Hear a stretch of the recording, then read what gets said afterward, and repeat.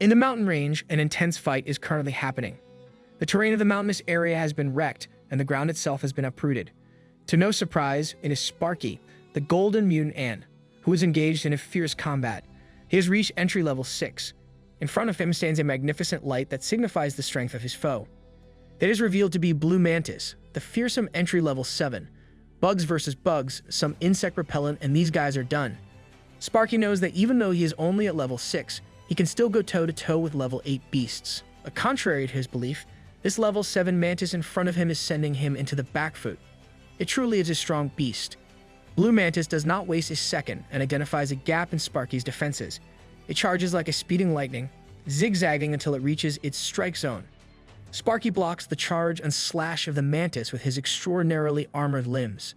The two forces collide, and the area surrounding them falls into destruction as the impact is too powerful. He sincerely looks and praises the mantis for being this strong at its current level. He wants to recruit this guy into their growing unit, a bug faction with Go So Hard. With the stab of his blade, he finally gets the chance to demonstrate his superior abilities. A portion of Blue Mantis' upper body is shaved off as it falls back in defeat. It is yet another decisive victory for the Wonder Ant, Sparky. He reassures the mantis that the wound is not fatal. He just coated it with his master's paralytic toxin, which is why it cannot move a muscle. Suddenly, Demon Cow comes running down towards them with sincere concern for his brother, Sparky's well-being. He assures his second brother that everything is fine. That doesn't stop the caring Demon Cow from backing him up like a worried big brother against the paralyzed Blue Mantis.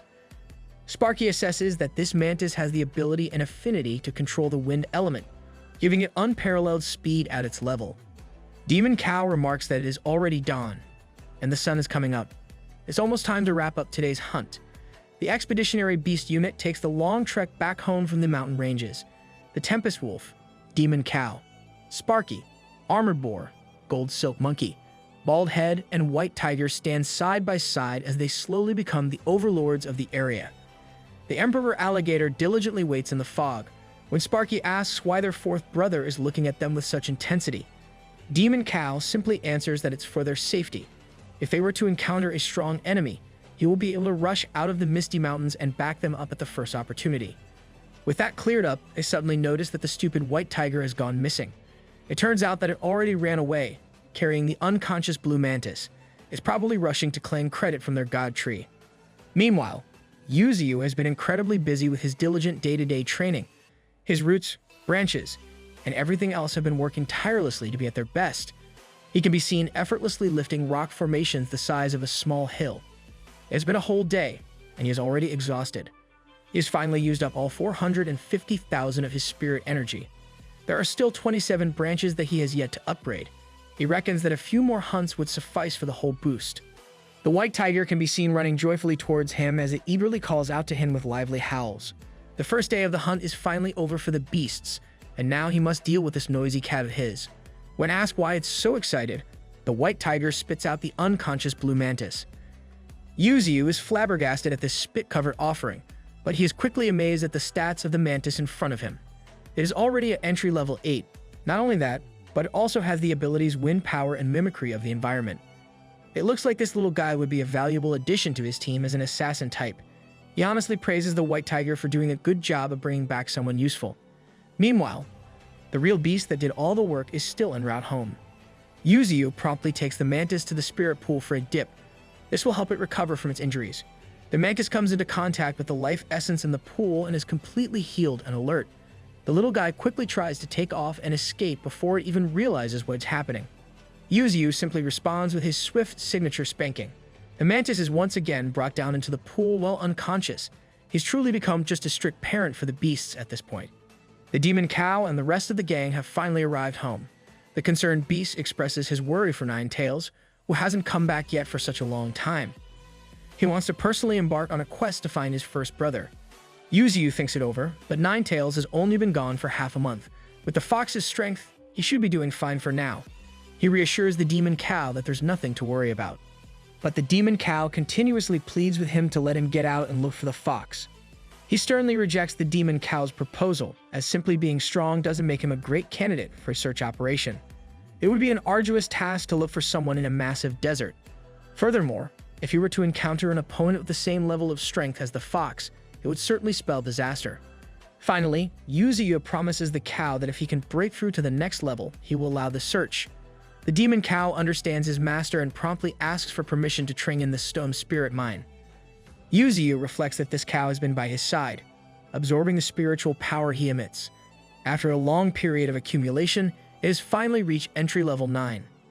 Now that he is determined to cultivate at the stone spirit mine, where the soil matches his properties, this beast will surely reach the transcendence limit.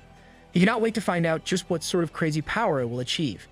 3 days of non-stop hunting have passed for the expeditionary beast unit, and in those 3 days, all of Yu Ziyu's branches have finally been strengthened. Every single one of his 50 branches has changed into its level 3 appearance, making him more majestic to look at. After fully upgrading his branches, he learned something new. If he infuses his branches with constant spiritual power, they can split into even more branches. His branches look a little sus though. Now, he wants to try an experiment. He will infuse every bit of spiritual power into the branches to see what happens at full power. He proceeds to inject every bit of spiritual power he has, and the branches turns wild all over the place. The next thing you know, every single beast in the vicinity is already looking in Yu Ziyu's direction. Every resident of the mountain could not believe just what they are seeing right in front of them. Humans and beasts alike looked up to the sky in awe of a beauty they had never seen before. One of the superhumans knew exactly what this phenomenon truly was. It was the gorgeous aurora borealis. Every branch of Yu Ziyu intertwined and glowed in every hue of the light spectrum. Even the skies were affected by such a display of elegance and majesty. Bro was just casually executing the most beautiful technique in history. Every being witnessing the spectacle was mesmerized and stunned. Not only did it exude beauty, but its force was also undoubtedly felt. If these ethereal branches were to fall, this place would be flattened in a heartbeat. The brilliance of this new technique was truly unmatched. Meanwhile, Sparky mocked the humans, reminding them to savor the honor of witnessing his master's power in action. Show Sparky, this guy really has the biggest hater energy in the series. He continued, stating that if his master did not find these humans useful, he would have already killed them long ago. This naturally provoked the humans, but they restrained themselves. When asked if Sparky hated humans to this extent, he simply laughed in response as he walked away. Not only did he hate humans, but he also absolutely abhorred them. As the golden mutated ant left the scene, she was left mortified, as that answer sent chills down her spine. The transcendent light of Yu Ziyu's branches slowly died down as they reverted to their level 3 appearance. The branches drooped down, and exhaustion was evident on his round face. The rate of spiritual consumption was terrifying. In just a few breaths of activating the ability, more than 400,000 spiritual energy was lost like a flood. He concluded that the level 3 ability was too heavy to use at his current second level of transcendence. Currently, this technique could only be used in a critical moment of life and death. Back in the underground city, we see every primate in the mountainous region working tirelessly to build the settlements. King Kong had been diligently overseeing the operation and efficiently taking charge of his pack. Instead of constructing a building to climb, this King Kong is building a whole underground city. Yu Ziyu went down to check on the construction efforts. He praised the superhuman Ching Tong for doing such a great job. He had initially worried if they would be able to control such a massive number of wild primates. It seemed like they could be effectively controlled if they recognized that the leader was stronger than them. After this construction, Yu Ziyu planned to train them in a different direction. He wanted to take them on the army route and turn this battalion into a military unit. While they were talking, a powerful earthquake suddenly struck. Yu Ziyu stayed calm as he identified that this was not an earthquake. He had felt these tremors before when Xiaoling was undergoing her breakthrough. It might just be the demon cow evolving. The demon cow was undergoing a transformation under the veil of the spirit stones, so the rampant spiritual power was being blocked, making it impossible to perceive. The last time Xiaoling broke through, he only noticed the transformation due to the blinding evolution light. They pinpointed that the demon cow was powering up inside one hole. It was not just any hole, it was where the spirit earth stones were stored. The demon cow was so full of energy that it rushed out of the hole with vigorous intensity. Yu Ziyu saw its momentum, and could already tell that this was something extraordinary. The cow roared at the top of its lungs and shook the entire underground city. It was headed for the source of the power of the earth. By absorbing large amounts of spirit earth stones, beautiful yellow flowers bloom as a concentrated form of the earth's energy. They contained a vast amount of spirit stone essence that could take the cow to a whole other level.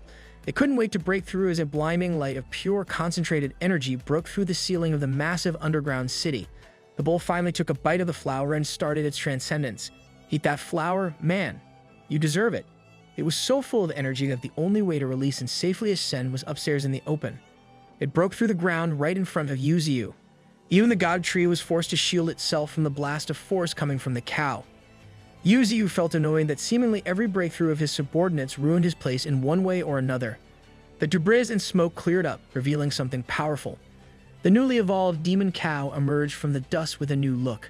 It grew another pair of horns, and its mane grew wildly. Its size had also significantly increased.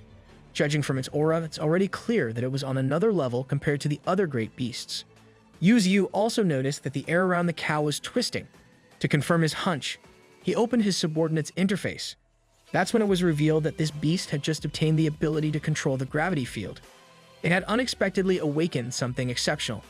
Gravity is one of the most powerful forces in the world.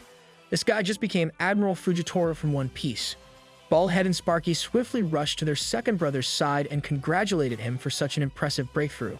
The demon cow remarked that even though it had broken through, it still could not feel its powers. Yu Ziyu knew an easy fix for this sentiment. It would just have to figure it out in a fight. Sparky and the newly recruited blue mantis stood side by side against the newly awakened demon cow. He gave the mantis a deal. If they won against the best, he would let it go. But if they lost, then it must stay here obediently. Bro just took a horrible offer. Look how big your opponent is. Sparky started the match off by apologizing to his second brother, but he was going all out.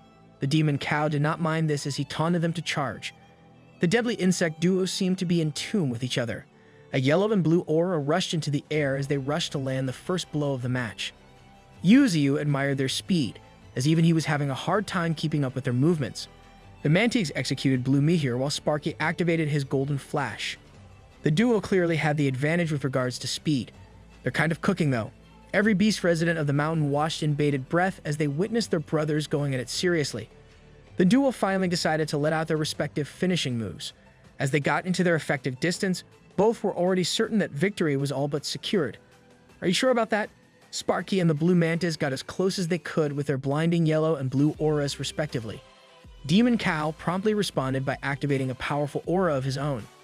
The violet and violent force caught the insect duo by surprise as they started falling towards the floor in less than the blink of an eye. Their small bodies created massive craters around where Demon Cow was standing proudly. Yu Ziyu concluded that pure speed was no longer a problem in front of this beast. He also advised Baldhead to not even think about sneaking inside the battlefield. A sneaky honey badger stopped in his devious tracks as he realized that he might just die if he faced Demon Cow. The always concerned beast quickly asked his golden fifth brother if he was fine. Sparky reassured him that he tanked the power just fine, but his internal organs were crushed, and a lot of his joints had been broken. Brother, your insides are in shambles. Go to the hospital for ants as soon as possible. Yu Ziyu quickly utilized his Rain of Vitality ability to accelerate the healing of the duo, who could barely even stand on the floor. He observed them, and it seemed like they were fine on the surface, but their internals, on the other hand, had been decimated by the force of gravity. Luckily, he had the Rain of Vitality in his arsenal, or they could have been out of commission for days if not months. Who needs emergency rooms anyways? The recently beaten and instantly healed Blue Mantis realized what he had signed up for and once again tried to escape using his absurd speed. This escape attempt was once again met with a spanking from the boss. Demon Cow and Yu Ziyu faced one another seriously after this glorious breakthrough. Now that the beast had reached the transcendental stage, he was going to have to polish his skills even further. Yu Ziyu assured him that with consistent training, his abilities would be 10 times stronger than they were now in the future. Yu Ziyu also honored their agreement earlier that he would let Demon Cow go find 9 tails after Transcendence. He was letting the beast go on the condition that safety must be the paramount concern. Once Demon Cow found 9 tails, he must come straight back to the mountains. Demon Cow complied as he was now tasked with a crucial mission. He strode off with majestic steps as he embarked on a new journey. Best of luck, bro. Out on the outskirts of the mountains, the humans had once again established a military base with armed personnel. When will you guys learn from your mistakes? The soldiers patrolling was still shaken by the incidents of the past as they remained paranoid of the Emperor Alligator's presence. They deluded themselves of safety as they were 20 kilometers away from the previous incident. However, their confidence had been rising due to the presence of people from the Transcendental Force this time around. Now, all they were waiting for were the bulk of the troops and the artillery to arrive. Once they were locked and loaded, they planned to level the entire mountain. Meanwhile, in the Transcendental Research Institute, Xiao Qing and Xiaoling's body was undergoing her intense combat training, with a fiery butterfly seen by her side. Her power was truly extraordinary as she caused nothing but destruction inside the training facility. After entering the Transcendental stage, her power had been much stronger than she initially thought. It was like she had a perfect fusion between physical and spiritual abilities. Her flames had undergone a fantastical change. Her thoughts were interrupted by a staff from the Research Institute. It sounded like she had some business to attend to with the mentors. She complied, and the personnel was left inside the training facility. The aftermath of the genius's training was certainly a sight to behold. The walls of the facility were caved in and twisted in such inhuman ways. How the hell can you do that with fire butterflies? This training room was made of a super alloy as well. Her power was just on another level. She arrived among the crowd of people and promptly greeted her instructor, who was very happy to see her. A muscular man with a thunder tattoo and a familiar woman looked at the woman they knew as Xiaoling arrived at the meeting. From a single glance, they could already feel the wave of heat emitting from her body, a vigorous burst of spiritual energy putting pressure on everyone in the room. But there was one more thing that the muscular man found of utmost interest. She was extremely beautiful. "She's out of your league, bro." He introduced himself as Li Hao, arrogantly assuming she had already heard of his name. This egotistic introduction fell flat as she had never seen or heard of this man in her entire life. The instructor could not help but laugh at such a satisfying interaction between his pupil and the overconfident man. The Research Institute personnel whispered in her ear that this man was one of the top performers of the Federation. It turns out that he had broken through the transcendental realm half a month earlier than her.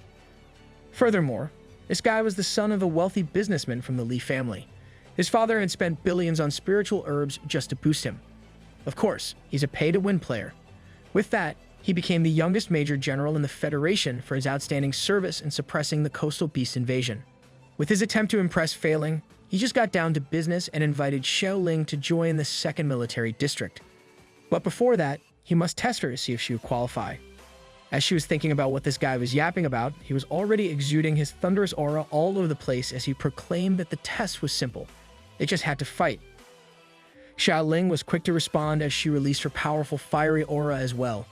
Every Research Institute staff member was cheering and rooting for her to beat Li Hao. They had full trust in their ace, as the instructor even tipped her off that this guy used a very special thunder element. This guy already looks like a disappointment to every badass thunder user ever. Meanwhile, the familiar-looking girl, the one that Xiaoling had almost killed at the entrance exam, was cheering for her downfall. Get her next, Xiaoling. The savage electricity of Li Hao soared as she warned her that he was charging in. In response, she just conjured up a single fire butterfly. As soon as he saw this technique, he was already starting to look down on her. He attributed this kind of technique to her being just another woman, as if it was expected that she would turn the violent nature of flames into such a flashy and fancy form. With a serious look in her eye, she just warned him to be careful. He was already determined that this type of technique posed no danger to him whatsoever. He proudly proclaimed that his spiritual power was as high as 20,000. And with that, he would blow her up effortlessly. The fire butterfly flew gracefully as it slowly made contact with the overconfident Li Hao. His thunder was immediately extinguished as the fiery inferno raged on his body, and he fell into a panic. He's going to have an extreme phobia of butterflies after this. He managed to recover and fall back after being almost burned to death by a single butterfly.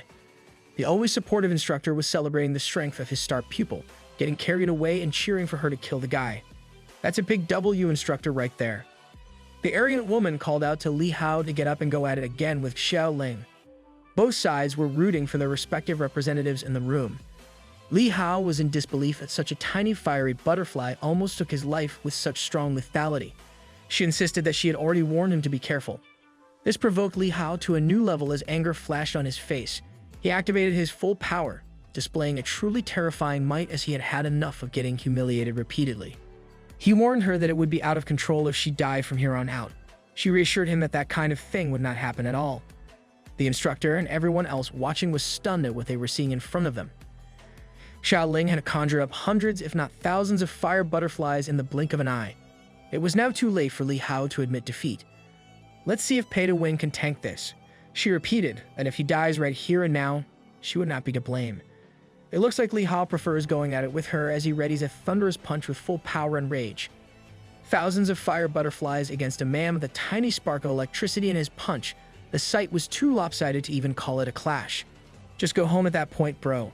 A massive explosion burst formed in the middle of flame and thunder. Everyone in the audience struggled to stay on their feet in such an intense fiery impact. The smoke from the explosion cleared, and Li Hao emerged, full of injuries while kneeling on one knee. With strained coughs, he struggled to even maintain consciousness. Xiaoling stood in front of him, unscathed as he admitted defeat and fell to the ground of the research institute. The staff rejoiced at the victory of their one and only ace. The people who came with Li Hao, on the other hand, found it hard to comprehend what had just happened to their major general. In one of the men's buttons, a tiny camera could be seen live streaming the entire fight to another place. Is this dude streaming on Twitch or something? In an impressive room, a man wearing a suit had watched the entirety of the fight. He seemed surprised but pleased that Li Hao had lost quite badly. Another man with scars in both of his eyes added that Xiaoling's abilities are simply too terrifying. For him personally, Li Hao would have been a tough opponent, and yet the young girl in the live feed easily defeated him. She's just literally built different, that's all. They decided to compile every piece of data and information they had on Xiaoling. They were going to keep everything about her top secret from the outside world. The man lamented that after the deployment of the Second Army, most of the new recruits in the Second Division had been even weaker than Li Hao. They were hardly finding more powerful transcendent humans these days. But Xiaoling, she stood out amongst everyone else. Back at Beiyu Gorge, life had been progressing as it had for a few days now. In the eastern part of the Fayu Mountains, Yu Ziyu's beasts were still on the prowl, hunting and helping him level up efficiently. The roar of the beasts could be heard from afar as they had established themselves as the kings of the mountain range. Meanwhile, Yu Ziyu's spiritual energy accumulated within his body, and he began to strengthen it further. Currently, his spiritual power hovered around 450,000. He was currently waiting for all his body parts, including the leaves, branches, and roots, to be fully strengthened. Once he got that sorted out, he could then begin his breakthrough to the third stage of transcendence. I wonder how his appearance would change at that point. What he did not know and had not noticed at this time was that deep in a nearby cave, a red aura was exuding massive bursts of evil energy. Because the spirit stones had the power to cut off spiritual energy, none of the creatures in the gorge could sense it, including Yu Ziyu himself. But there was one exception to this, the awakened human transcendent with the intuition ability, the designated human language teacher of the beasts, Chien Chin. For a while now, she had been feeling waves of unease pass over her repeatedly, but they were irregular, so it was hard to be sure. She conducted her own investigation and finally made a discovery. Right in front of her was an underground cave that had been expanded just a few days ago. She pinpointed that there were some strange waves of energy emanating from this very cave. Is this about to turn into a horror movie? She stared intently at the mouth of the unsettling cavern. Once again, she felt the unfamiliar energy washing over her. Right now, it was stronger than ever before. She found it hard to believe that their master had not even noticed this anomaly at all. As she was lost in thought and uneasiness, malevolent crimson red vines started coming out of the cave, aiming at her. She was immediately caught by the vines that immediately wrapped around her. These vines are kind of sus. Have you guys seen something like this somewhere? Before she could even scream for help, the seemingly intelligent vines had already covered her mouth. In a last-ditch effort, she managed to call out to her master one last time telepathically. She was dragged into the dark abyss of the cave. And just like that, it was as if she had never been out there in the first place. Yu Ziyu was busy concentrating by himself when he was woken up by a distress call. He immediately identified that it was Chien Chin calling out to him. Inside the cavern, she was trying her hardest to reach her God Tree Master, and Yu Ziyu on the other side began to think that something dire was happening to Chien Chin. He checked her house, and he could not find her there. She was not around the plains either. He was getting increasingly worked up as he blamed himself for not noticing sooner. A living person, a resident of his territory, had just disappeared right under his nose. Time to invest in CCTVs, my guy. These days, the fog was so thick that he could not keep an eye on everyone consistently all the time. But that should not be enough reason to not have noticed her going missing. She also could not have just run out of the mountains. With that in mind, he activated mist sensing in the thick fog. His sensations echoed throughout the whole gorge. After a while, he finally found her. He immediately sent his powerful root towards where he sensed her and descended towards the ominous cave. In the deepest depths of the cave, he found her right in that faint red light that he could dimly see from a distance. As he got closer, he found it harder and harder to believe that Chien Chin had gotten here by herself. What greeted him in the deepest pits of the cave were the same crimson vines that had abducted Chien Chin. wriggling about. He saw her in a bad shape, being held by the vines and having her spiritual energy squeezed out as if the vines were straws connected directly to her. These vines were being controlled by a visibly malignant being, a mutant plant class. That's not a plant, that's the devil himself, bro. It could breed a forest of vines, it could corrupt enemies with a blood mist, its vine thorns were parasitic barbs, and it could parasitize a creature to gain control. This nasty-looking fellow was a real threat. Yu Ziyu recalled that he had seen this plant before. This blood-colored plant was found in the Spirit Stone mine originally. It looked like it had mutated to its current state right under his nose. Now it had even kidnapped Chien Chin, indicating that it had already attained some level of intelligence. It used the blocking property of the Spirit Stones to hide itself, remaining undetectable to the outside world. The nasty plant began its attack as it brandished its vines towards Yu Ziyu. He felt the evil and hostile aura of the plant immediately. It had no regard for him, even though they had just met. With that in mind, he could go kick some ass right here. Yu Ziyu cut off the vines that had been absorbing and binding Chien Chin and her spiritual energy. It seemed like this guy was unaware of what he was really facing.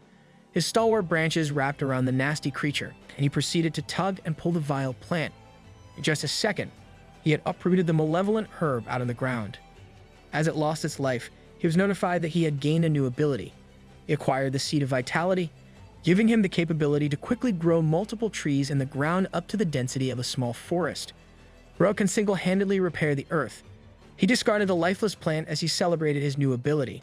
He might be able to create an ancient forest with this skill. He had skilled so many beasts before, but he had never actually acquired any new skills through it. He wondered if he needed to hunt more mutated plants to get more abilities. After this ordeal, he promptly checked on Chien Chin. It seemed like he was too late, as Chien Chin had passed away just like that in the hands of the mutated plant. It truly was a pity. Rest in peace, Chien Chin. You were the most patient teacher in the gorge. Chien Chin's lifeless body lay on the cold, hard ground, riddled with wounds from head to toe. The mutated plant had likely attempted to use her as a host, parasitizing into her in its bid to leave the ground. That's a nasty way to go. She did not deserve that at all. Having lived under the same gorge for a considerable time, Yu Ziyu felt obligated to give her a proper burial. However, just as he was about to lift her corpse, something extraordinary occurred. Chien Chin's eyes faintly opened as a powerful red aura enveloped her.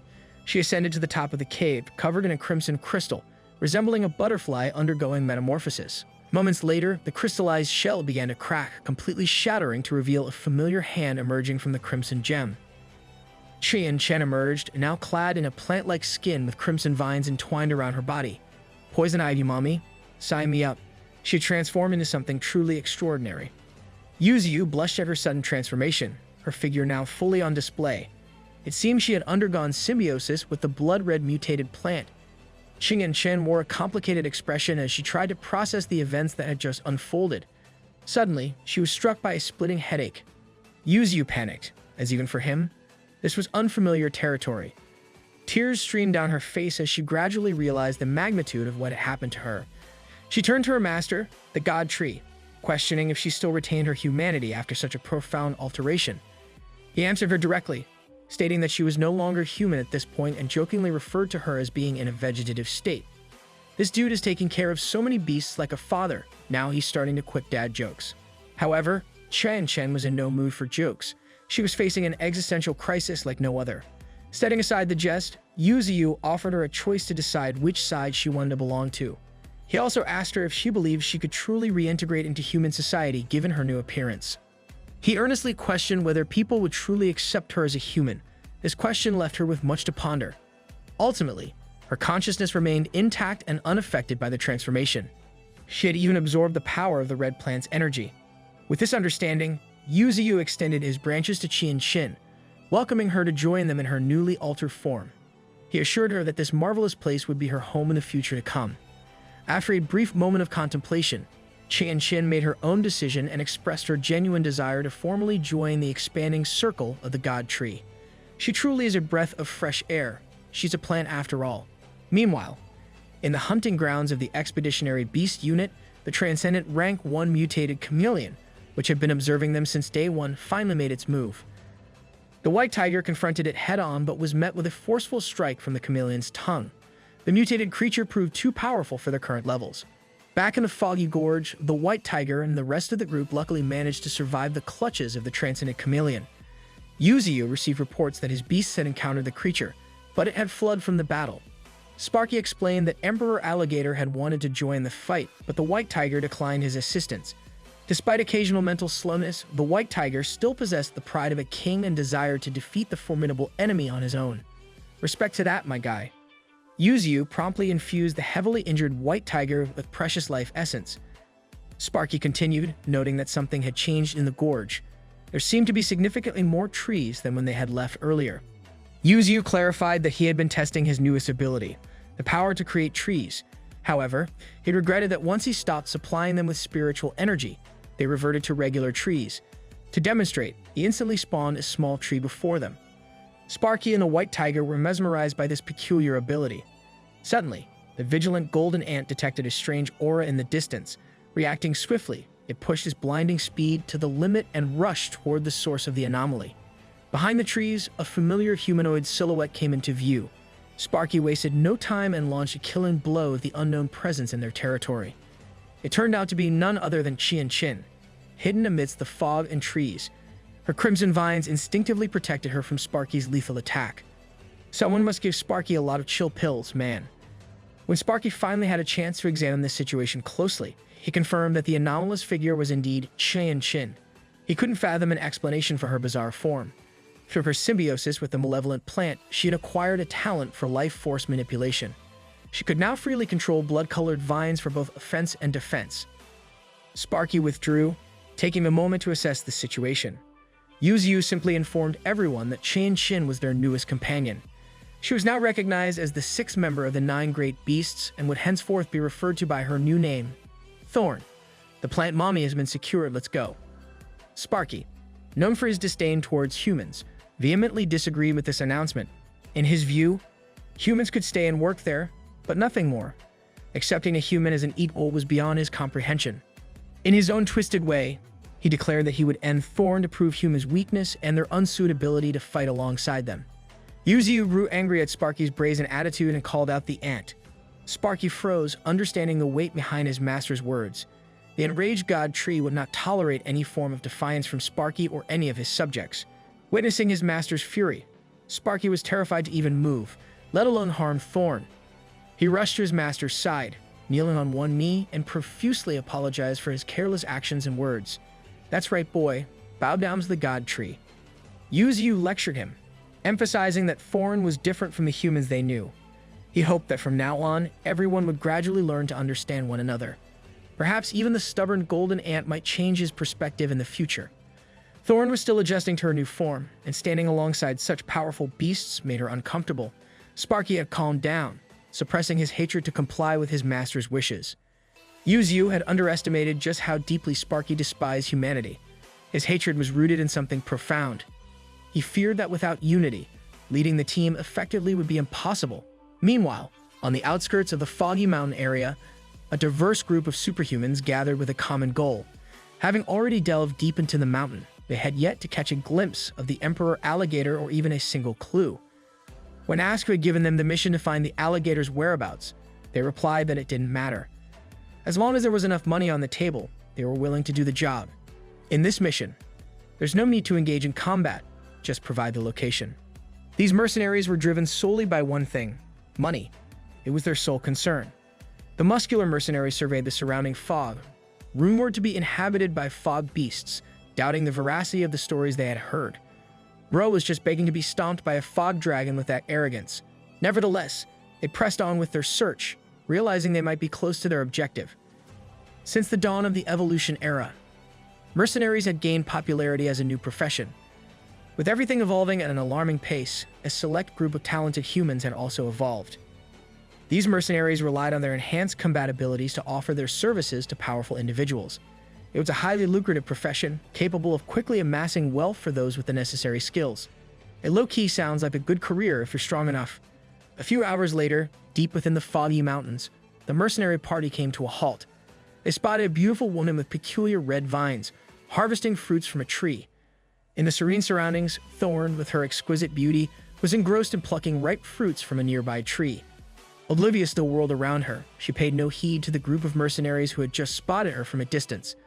Would it be cannibalism if she eats the fruits? Her joy knew no bounds when she discovered an abundance of luscious fruits in the gorge. The very thought of collecting some for her superhuman friends would have been deprived of fresh fruits for an extended period. Immediately crossed her mind.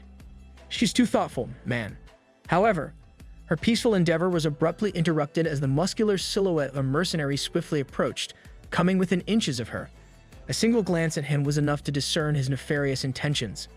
The mercenary squad wallowed at their astonishing find, a rare encounter with a mutant like Thorn. It was only when she finally noticed the man standing beside her that panic gripped her, confronted with the presence of these unfamiliar and suspicious humans. Without warning, the burly man forcefully grabbed Thorn's delicate face, ruthlessly thrusting her against the tree trunk. Rendered unconscious by the sudden, brutal blow, Thorn became an even more significant prize in the eyes of the captor.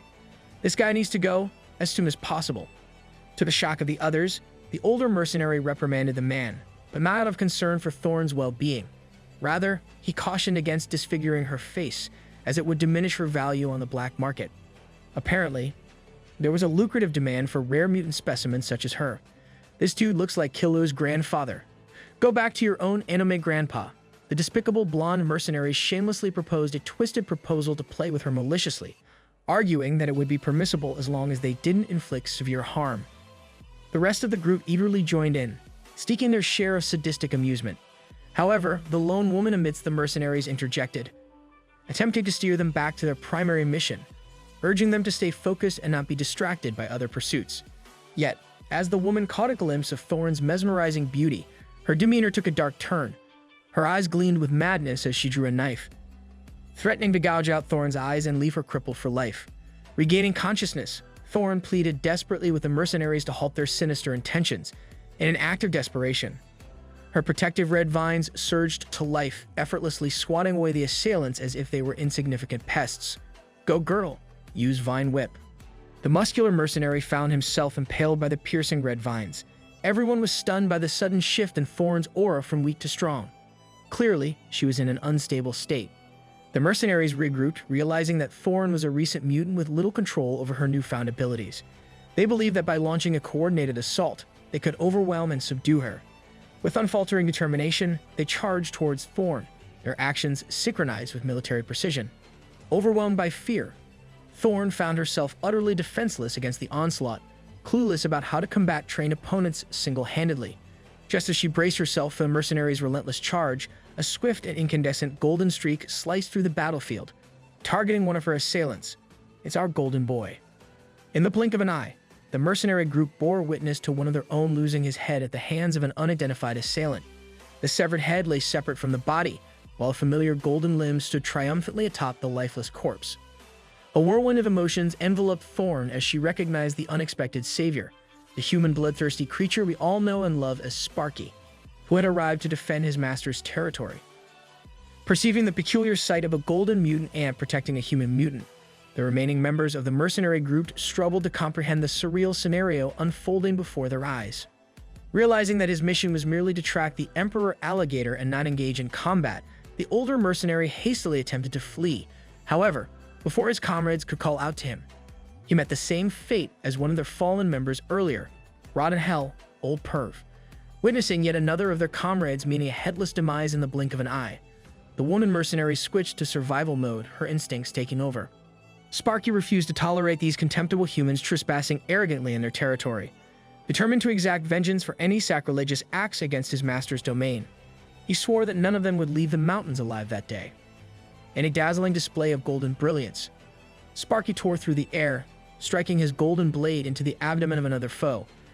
Unwilling to stop there, he propelled himself like a missile, aiming straight for the last remaining member of the mercenary group. Desperately, the man fought back, his mechanical hand transforming into guns that relentlessly spewed countless rounds of ammunition. Undeterred by the barrage of bullets, Sparky's golden exoskeleton effortlessly deflected them as if they were insignificant projectiles. Sometimes we forget that every beast in the gorge is just built different. With one final swift dash and slash, he cleaved through the last man's stomach as though his flesh were as fragile as paper. The ground now littered with the lifeless bodies of the repulsive and brutal mercenaries. Suddenly, Thorn's attention was drawn to one of the mercenaries on the ground, whose tenuous grip on life resulted in blood cascading from his lips. Meanwhile, Sparky turned around to investigate the disturbance, only to be assaulted by a glaring burst of radiance. A grenade had been detonated point-blank range, engulfing the mutated golden ant in a devastating explosion. Struggling to escape the ensuing flames and smoke, Sparky emerged from the inferno in a weakened state. He fell for the classic trick. Injured and sprawled on the ground, he mirrored the fate of the mercenaries he had vanquished. His carelessness in ensuring the completion of his task might now cost him the use of his legs. Unexpectedly, the woman mercenary also clung to the remnants of life, her body bearing a grievous, potentially fatal wound. You must give props to her for tanking that massive wound. Clutching her knife with grim determination, her sole aim was to eliminate the injured beast subjected to the specialized grenade. With the last vestiges of her strength, she raised the blade, mustering every ounce of resolve to plunge it into the defenseless Sparky. The knife's tip hovered perilously close to ending the mutated golden ant's life. As tension reached its zenith, copious amounts of blood erupted into the air, painting a grim picture. With blood hitting the floor, the arduous battle finally reached its conclusion. The lifeless mercenary's eyes faded as a single crimson vine pierced through her skull and brain. Headshot. Thorn, without deliberate thought, successfully commanded one of her crimson vines to make a crucial play. Realizing the gravity of her actions, panic, relief, and shock flooded over her in a complicated mix. Moments later, the battle concluded, and the serene surroundings of the mountains returned as if nothing had happened. Amidst the battlefield, Thorn could be seen bawling her eyes out, crying like a child. She's climbing up the list of best girls. Sparky went to her side, scolding her to stop crying as she was being too noisy. One couldn't blame her, it was her first time taking to life, and she naturally felt horrified and horrible about her actions. Initially, she had merely accompanied her friends to the mountains to pick some spiritual herbs and earn a bit of money. Now, everything had turned extraordinarily. Her body had become mutated, and she had taken someone's life. Sparky became lost in thought, questioning why humans only feel a true sense of loss when it's the life of another human that ends. This ant is making me think philosophically. He used to be a simple and normal ant, but now he was a beast that had endured and survived constant torture and destruction from human experiments. He remarked that if Thorn had been captured by those mercenaries, her fate would undoubtedly be worse than what he had experienced. He reassured her that she had done the right thing, saving him. There was no need for her to feel guilty at all. Looking at the uncontrollably crying Chien Chin, he sincerely thanked her from the bottom of his cold, golden heart. That's called character development. Our boy is growing up. She cried even harder as just a few days ago, this little guy had threatened to kill her simply because she was human. Sparky told her to forget he had said such cruel things. Standing side by side, facing the beautiful scenery, he curiously asked if she ever thought about her family in the outside world, if she misses them to this day. A profound sadness washed over her as she revealed that she was an orphan with no family to come home to. Sparky looked at her and genuinely proclaimed that now she had one. Sparky has that family riz. Wait, that sounds wrong. Hearing this lifted her spirits, bringing her out of her shell. From tears of pain and guilt just moments earlier, a glimmer of tears of joy at her newfound family rolled down her beautiful eyes. She had finally embraced her new form and her new home. Sparky caught a glance of her perfect beauty, and even a golden mutated ant couldn't help but become flustered by such a pretty sight. Not going to lie, I would have blushed too. Back at the gorge, Yu Ziyu monitored the whole incident with vigilant eyes. He was surprised that he didn't even have to do anything this time. He was extremely pleased to see Chien Chin's heart fully open to her new life. In the human settlement created by Yu Ziyu, Thorn, formerly known as Chien Chin, argued with her remaining friend who hadn't sworn loyalty to the God Tree. He couldn't believe she was making a life-changing decision with such confidence. She was determined to live her new life far from the past. She warned him to make plans for the future as well. The man was still conflicted, as unlike her, he had a family waiting for him to return. At this current day and age, the beginning of spiritual recovery had finally commenced. Inland cities were ravaged by beasts daily, and the death toll continued to rise. The most horrific disasters were experienced by coastal cities, as the world was hit by a frenzy of sea beasts. The death toll in the hotspots had even reached hundreds of thousands. I would hate to be a human in this world. During this time, humans dubbed this situation as the Dark Age. World leaders, military commanders, and other important decision-makers gathered around a round table to discuss crucial developments all over the world. The head of the China Federation initiated the discussion, raising the conclusion of the Spiritual Research Institute regarding the global sea beast frenzy. He demanded a further account of the current situation. According to the director of the Inland Spiritual Power Bureau of the China Federation, the concentration of spiritual power in the depths of the sea was rapidly increasing. Based on graphs and figures, the value of spiritual power in the deep sea had significantly risen over the past 6 months. Just give up at that point, bro. She explained that spiritual power could be compared to oxygen. In its pure form, oxygen is highly toxic, and the same goes for concentrated spiritual power. If a creature couldn't withstand the strong spiritual power, it would undoubtedly be poisoned to death. Consequently, countless deep-sea giants were forced to push up from the depths and take over shallow waters. Since shallow sea beasts couldn't face the fearsome monsters of the deep, they kept rushing towards coastal areas worldwide. As it stands today, the global sea beast frenzy cannot be avoided. General Zhou Jianjun of the China Federation anxiously inquired how much longer they would have to endure this frenzy. However, the answer simply terrified everyone in the room. The director of the Inland Spiritual Power Bureau was certain that this was merely the beginning.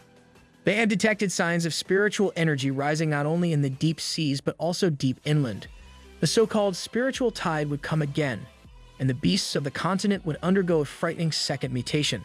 Coastal cities would be plagued by sea beasts, while inland cities would be attacked by savage beasts. That's a double checkmate. The inland presented a completely different problem from the coastal areas, as heavy and nuclear weapons couldn't be used to avoid catastrophic collateral damage. What awaited everyone in the world was a land-based fight, a war that would be even more terrifying than the one in the sea. Hearing the honest truth of their future sent shivers down the spines of every world leader present. In addition to this new information, the head of the China Federation had something to show everyone. Back at the gorge, on the other side of the world, Yu Ziyu was intensely diving underground. His main route had reached a depth of 10,000 meters. As he descended, a sense of unease and oppression filled him, as if the world they knew was facing an unprecedented catastrophe. Ro was digging towards hell. The spirit of Xiaoling accompanied him in the downward excavation as they grew closer to their destination. They were so close that they could see the ground emitting a strong, unnatural light. The two dived into the bizarre light as it consumed them with brilliance. This was it. Under the depths of the earth, something vividly brilliant was happening. The Rook and the Spirit arrived at their destination. The world of light exuded an aura and power unlike anything else. This was the spiritual tide itself. The spiritual power in the air was so thick it became tangible. Yu Ziyu called out to Xiaoling, informing her that amidst all the current happenings, a new cycle of evolution had begun. It depicted a golden ant protecting a woman while speaking perfect human language. Moreover, the woman in the video seemed to be either a mutant plant or a mutant human. The head of the China Federation explained that this was a clip transmitted by a mercenary through a machine implanted in his eye. This man has cameras everywhere, dude. He's probably watching us right now. The clip contained vital information. Everyone in the room should have heard the words spoken by the ant. It had clearly shouted "Master" at one point. He concluded that besides the sudden appearance of the 8 peregrine falcons during the alligator hunt, he suspected that someone or something was behind everything, running the show. And that included the existence of the fog beasts. His leader is too smart for his own good. Yu Ziyu is currently holding a curiously high-tech device in his hand, inspecting it, and concluding that it is indeed a spirituality shield. He hurriedly and angrily crushed it as this tiny device was responsible for interfering with his fog spread ability. He did not expect human technology to progress so fast to the point where they can develop devices that can interfere with spiritual energy. He worried that if they continue their momentum, he won't be able to sense life forms by using fog spread anymore. This development is proving to be quite troublesome. In front of him appeared Sparky, loyal and dependable. He tasked the golden mutant ant with calling a meeting for his inner circle. That's when the Emperor Alligator suddenly contacted him through telepathy, informing him about some bad news brewing on the other side of the gorge. It seems like there is a large number of strange disturbances appearing in the atmosphere as of late. In the sky, where the sky beasts soar, a very unnatural event is taking place. Airborne attack units fill the skies as the military is seemingly sparing no expense in this mission they are undertaking. While attack helicopters and fighter jets scour the air, the land is being flattened by countless tanks and artillery vehicles. The loud and coordinated march of soldiers can be heard echoing throughout the whole area.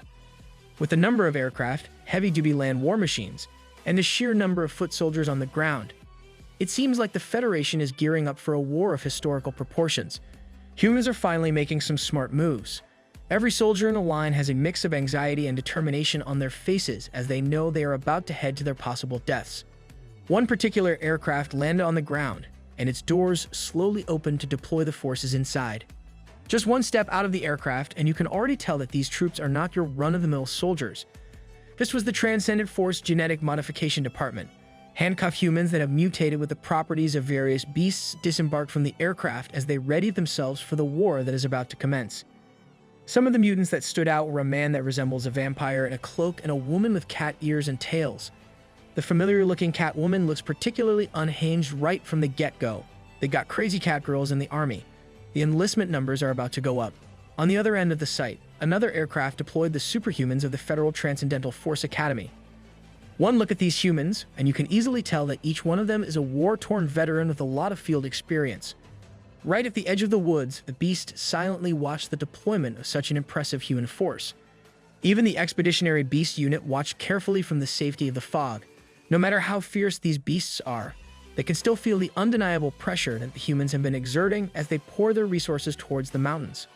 Bald Head is already ready for the smoke. The already hateful Sparky was not pleased with this intrusion that the humans are daring to do.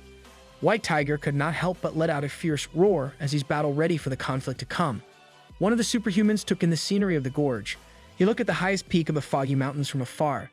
The place they are aiming to conquer is certainly something to behold.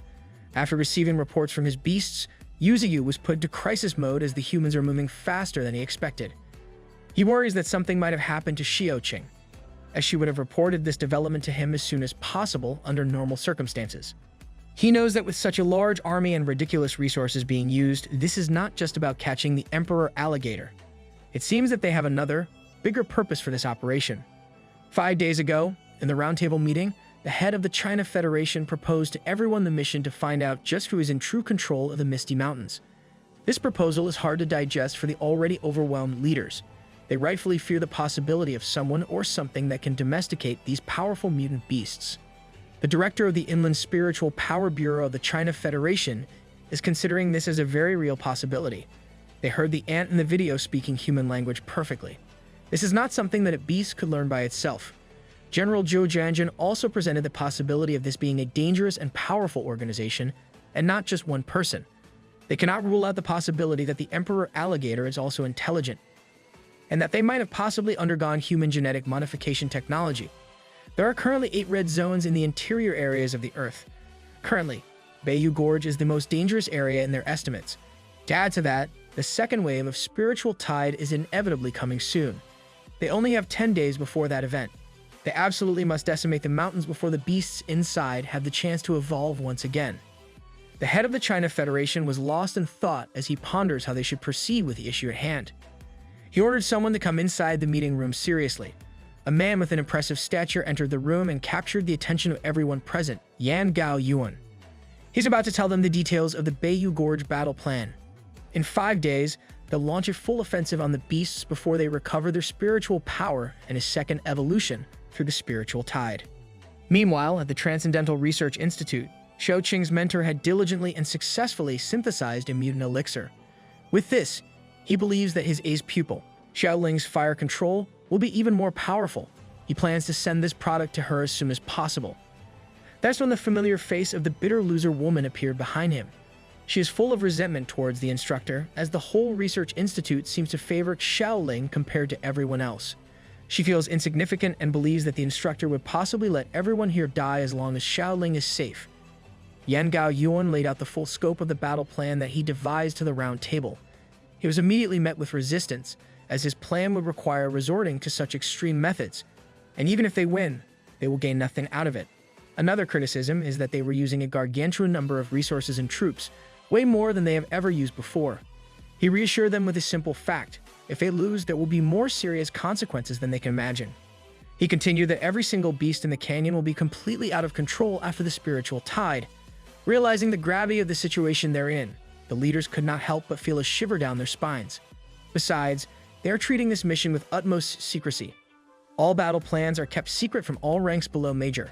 And finally, Yan Gao Yuan requested that one person must absolutely be included in this battle plan. If the beast that stirred up the fog is human, then they must pick out someone with the corresponding abilities to deal with any unforeseen circumstances. Everyone already knows who the person he has in mind. The vital part of this battle plan is the man with scars through each of his eyes, the enigmatic General Li. This guy is not surviving 1 versus 1 against the God Tree. After the crucial meeting, the surrounding cities of the entire Federation built protective walls. Whether they would be useful or not is still uncertain. The least they could do is resist the charge of some weak beasts. They're going full-on attack on Titan. In another place, in Zi's city, they travel to a huge people's hospital. Xiaoling is hurriedly and angrily rushing. She forcefully opened the sliding door of the hospital room. What she saw inside was her mentor, who had been nothing but kind to her at the Transcendental Research Institute, lying on the hospital bed with fatal injuries. The other research staff already knew that it was a bad idea to let the hot-tempered ace see her mentor in this state. He's barely clinging on to life, becoming increasingly weak with every passing moment.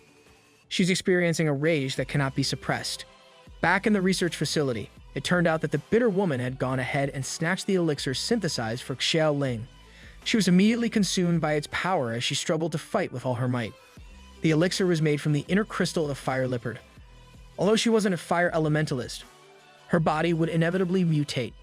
The instructor hurriedly ordered her to spit it out for her own safety. In response, she struck the kind-hearted man with her claws, critically injuring him. She better get used to the heat. She's going to hell soon. The deranged woman named Yan Langling was then taken into custody by the genetic unit of the military after she fainted. However, she received a lighter sentence since she was under the influence of the elixir when she hurt the instructor. She is now imprisoned and will soon be deployed to the front lines. He started to wake up, calling out to Xiaoling. He took out the other half of the elixir, having managed to defend it for his favorite pupil. She urged him not to talk too much as it was clear he was still in pain. He reminded her that she was still young with a bright future ahead. She didn't have to blame anyone for causing him harm. He didn't want her to ruin that good future just for him. Xiaoling's rage could not be contained towards the girl who had sent her instructor into this state. But reluctantly, she promised the instructor to do as he said. He felt at peace, and now he could rest assured. His words started to trail off slowly as he closed his eyes. He took his last breath as the life-supporting apparatuses indicated that the instructor had indeed passed away. He was a real one. R.I.P. The researchers frantically called out to the doctor as Xiaoling stood still. Inside her, a grudge burned that could not be extinguished, even with her promise to the instructor. This was the face of a woman ready for vengeance. She held the elixir in her hands, the last thing the kind-hearted instructor had bestowed upon her. The thing that ultimately cost him his life defending. She clenched it in her fist, refusing to let it go. She walked out of the hospital with a singular goal in mind, but she was interrupted by an officer inviting her to the headquarters of the Second Army. She was ordered to go to a new combat location as soon as possible. The first transcendent group had already arrived, and she was part of the second group to be deployed. She had to go with the officer right away.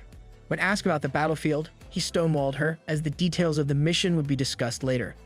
They flew over in a military chopper, and the view of the terrain became increasingly familiar to her. She had finally confirmed that they were headed to the Bayou Gorge, the home for Master. Countless awakened soldiers lined up with utmost discipline as they prepared in the place where the war of humanity and beasts would take place. Yan Gao Yuan stood imposingly in front of the monstrous force he had arranged for this conflict. He promptly introduced himself as the supreme commander of the entire operation.